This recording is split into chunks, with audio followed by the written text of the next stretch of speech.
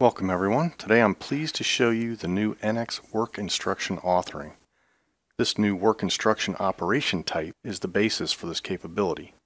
Each work instruction operation contains and manages some instructions on one or more of these sheets. Several sheet templates are available. We'll start with a general instruction sheet. Of course, you can modify or add to this template list to best meet your documentation needs. These instruction sheets are available for HTML preview as soon as we create them, making it very easy to ensure your instructions look the way you want them to. As we go through these examples, we'll be moving our preview browser window over and back so we can see these previews. We can add additional sheets to our work instruction operations, as many as we like.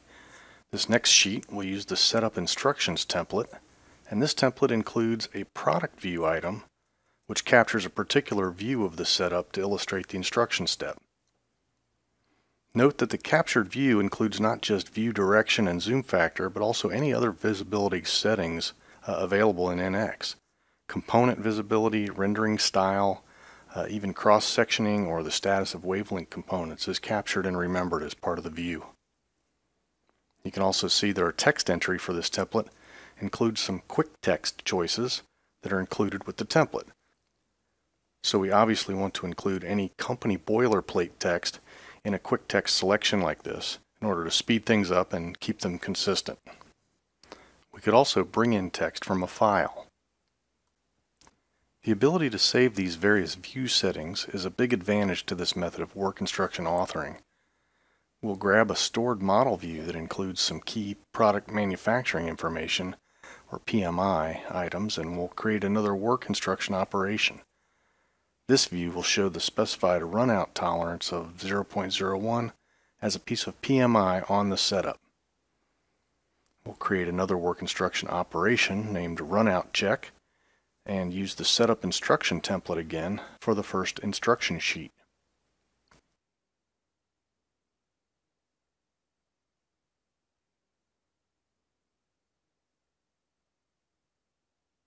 We'll capture this view, including the PMI visibility, as the product view so that the actual model PMI will be part of the work instruction content. And the immediate feedback of the captured image enables the work instruction author to verify that the image clearly defines the required steps.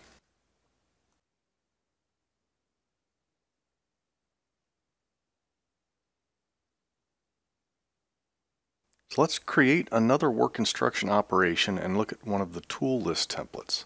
There are two tool list templates included in the out-of-the-box template examples, but remember that you can create additional templates if you have different documentation requirements.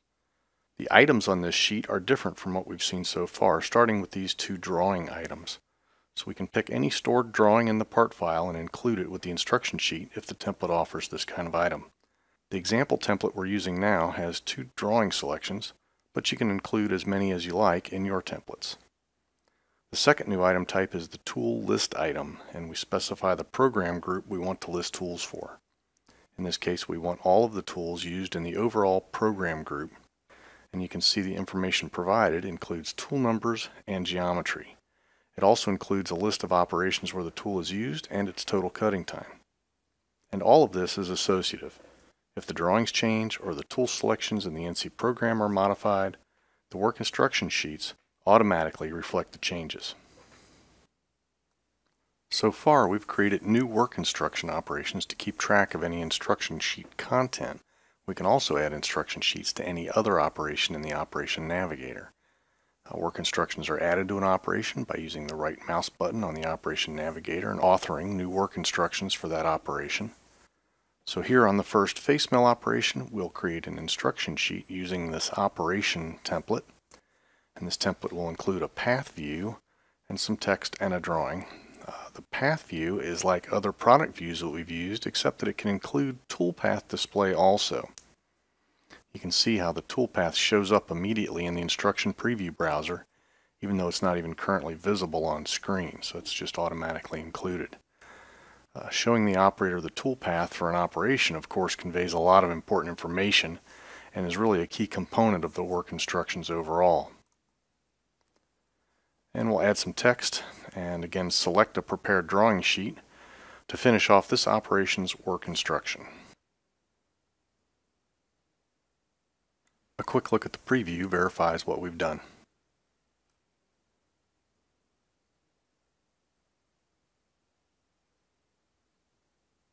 So let's add another work instruction operation to our program, and this time as part of the green top area program group. And we want to give some instructions to the operator after the planer mill operation is finished. We'll go back to that stored model view that included our interesting PMI items and set up our view to show the specified hole tolerance that we're interested in, and then create our new work instruction operation. This time we'll choose the manual control operation subtype. We've been using the documentation subtype previously, but this time we want the manual control subtype. We'll specify that it lives in the green top area program group and name it. This manual control subtype lets us issue as a separate program step a machine stop with an operator message.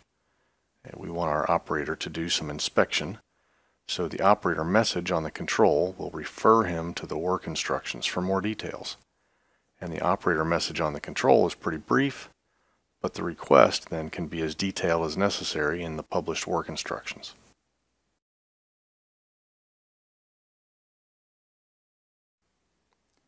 We'll use the setup instructions template again to provide a product view and some text. As before, the product view we capture includes the PMI information. This time specifying hole tolerance that we'd like him to be aware of.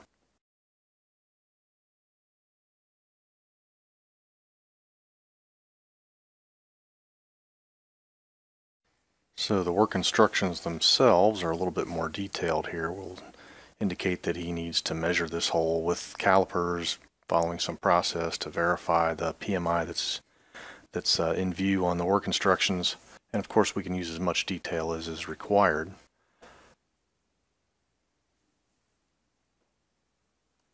And for instructions that really require a lot of explanation or external references, we can even include hyperlinks in our instruction text. So companies can highlight their published standards as part of each work instruction package, making the most of their investments in standardization. Best practices manuals can be integrated right into these work instructions instead of maybe sitting on a shelf unopened. This is a big benefit. And when we take a look at our preview, we can see that the text we wrote does include a hyperlink. And again, this can really enrich the content that we provide as part of our work instructions. So now that we've built all of this work instruction content into our program, we need to be able to manage it a bit. And you see that here a new column has been added to the operation Navigator.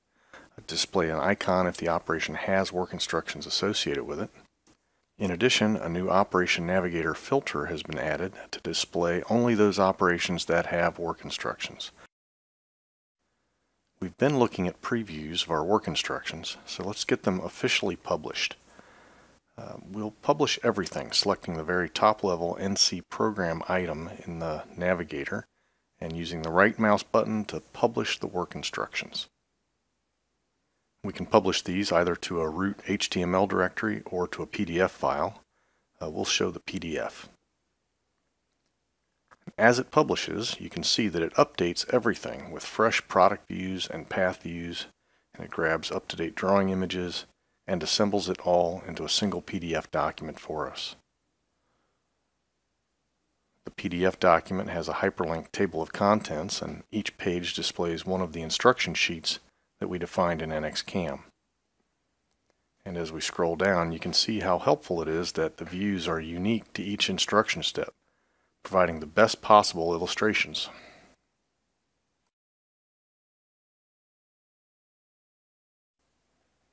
We mentioned that the work instructions are associative and will reflect changes in the process, and we can show that very quickly by making a small change to our face mill operation.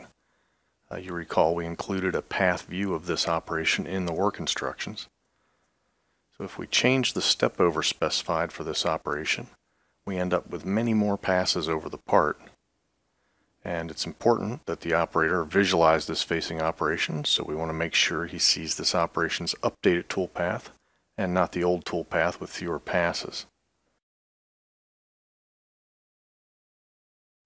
So we simply republish the work instructions, and we see that the path view is automatically updated for us. Note that we did not need to remember or recreate the view conditions to get a fresh capture, and that's all stored as part of these instruction sheets. We just republish and everything is up to date, thanks to the powerful new work instruction objects inside NX.